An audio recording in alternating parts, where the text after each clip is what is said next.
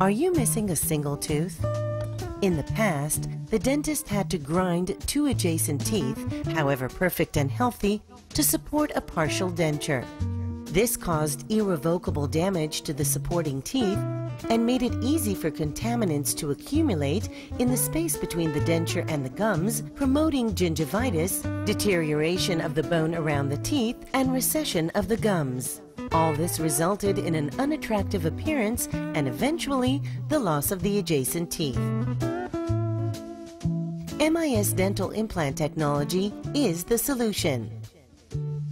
A screw is inserted into the bone under local anesthesia. Within a few months, this initial implant will become a firm foundation set naturally in position, replacing the natural root.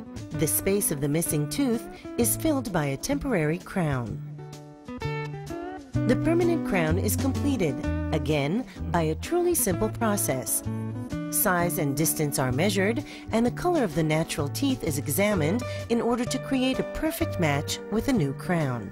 The crown is secured into the implant using a screw or special cement, using no anesthesia and causing no pain. The implant does not damage any of the other teeth. Plus, it feels and looks like a truly integral part of the mouth.